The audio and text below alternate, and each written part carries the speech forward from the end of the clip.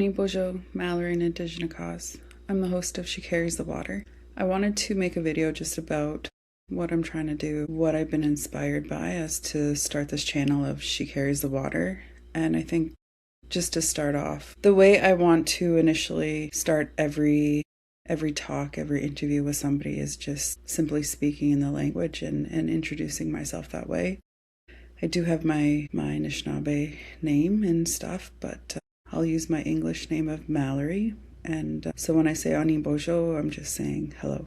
I'm just welcoming. It goes into a little bit more deeper when we actually translate the language, but just with that, it's just a starting point and a welcoming place. So Ani Bojo, Mallory and Indigenous cause. So I just said my name is Mallory. So that's kind of how I want to start the talks of when I sit down with somebody, is just really acknowledging that majority of the people I'm going to be talking to will be Indigenous people that have lived and love the waters. And my hope is to have a combination of different genders and just the different way people identify, but predominantly it will be Indigenous focused and Indigenous led. And maybe not. Maybe just honoring and welcome that space of people who love the land, who love the water, love being where they're from, love those things.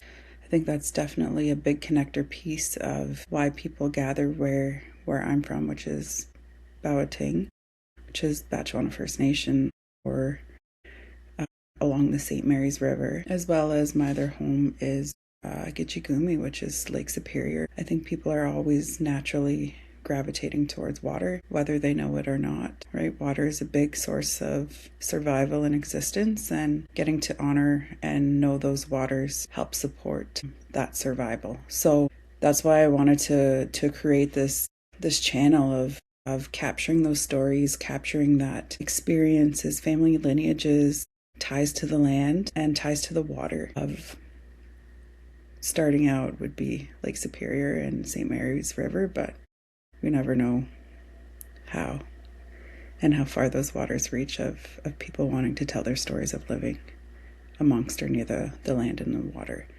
So I haven't been too focused on essentially marketing this. I don't ever think that's my intention with anything. I think that the people that need to hear it will find it. And the people that want to share, they'll share as well. So I'm a big believer in that. I'm a big believer in just getting and doing the work versus trying to sell the work. Yeah. So I've been thinking about this idea of just trying to capture stories of the water and the land for a few years now. Never really knowing how to do it.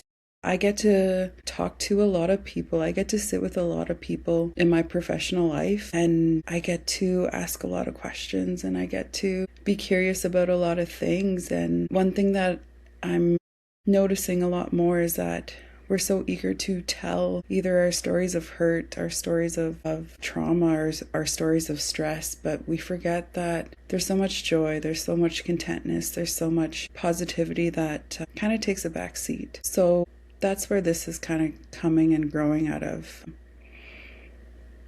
And really being allowed to sit in the space of it not being perfect. The more I strive for perfection, the more critical I can get. So really just allowing myself to show up as I am versus having to put on a mask for a camera. I'm slowly unpacking that as well, just in my own work and my own journey. But this piece of perfection, I don't want it. So even when asking people about like, hey, come sit with me and share your stories of your life and share you and share, the stories of the land and the water, they're like, oh, well, I can't sit in front of the camera. I can't, my hair's terrible, or what if I stutter? And it's like, and why not, right? I promise them that the editing and stuff is going to be terrible, because that's not something I do. This is totally new for me. I feel I'm going to learn as I go, and I'm open to doing that. And so that's what I tell people too. Like, it's just come and talk. There's so much there's so much I get to witness of being around different people with different experiences, and one really common thing is how they love where they're from, how they, you know, can go many different places throughout this whole world, and yet they need to return back to our waters and our land. And I really think that's part of being Anishinaabe, part of being the original caretakers of this earth and this land, regardless of how much percentage you have of Indigenous blood. I think we're all Indigenous to somewhere, and really getting to focus on that, where nature and the water and the land, we're nothing without it. So yeah, I start with a list of 5 questions that I kind of send to participants and say, like, hey, this is kind of something we're going to be talking about. So far, the experiences is that we kind of get to ask some of those questions, and then sometimes story just takes over, and we allow people to share what they need in that moment. And some of them are like, oh, let's do that again. I want to, yeah, we'll do it again. We'll give it some time, and we'll come back and revisit and get to talk about those things. So it's just so exciting. Again, it's from one person's perspective, right? It's from one person's perspective in that point of time in their life, from their one point of view. So that's what this is about. It's not about true said facts or anything like that. It's okay, how did you experience this? What has the water taught you? What has the land taught you? And mostly what I ask about is what stories they feel from their life or from their family's life has been carried by the water all these years. And that is very open-ended. And then I ask them about, tell me about the people or the places, like growing up either near St. Mary's, Bawatingagoon, or Gitchigumi, which is Lake Superior. Tell me about those people and places that kind of stick out for you when you think of that land, or any memories that show up when you think about that, or just mostly just trying to gather that there's a sense of beauty, of lineage, of long-standing lineage, of people witnessing those waters and allowing them to talk about that. I think it's so important. And then one thing I like to try add is, what do you hope the next generation is going to carry forward about this place and even your lineage and this journey that you've walked? I think if we don't know the stories, then we can't tell them. So this is mostly my way of trying to capture, kind of started out as my own family stories, my own lineages pieces.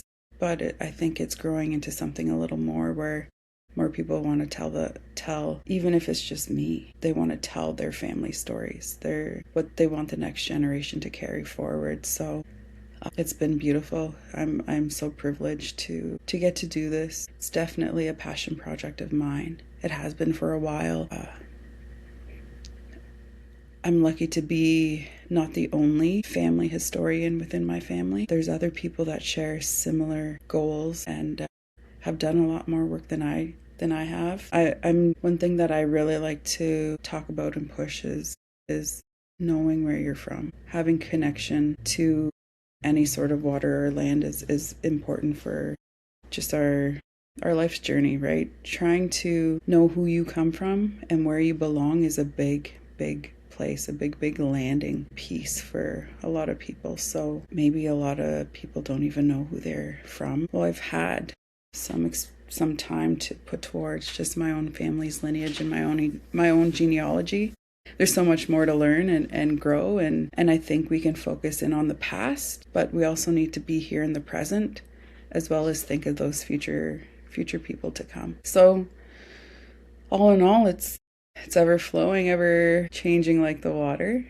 But I'm open to see how this goes, and I'm open to, again, not be perfect within this approach, and just be so honored and privileged in spending time with people that I truly enjoy doing, and sharing those stories of strength, positivity, maybe a little heartache, but also there's so much love within all of it. So with that, I just want to say Chimiigwech, which means thank you, and Bamapi. We'll see you later.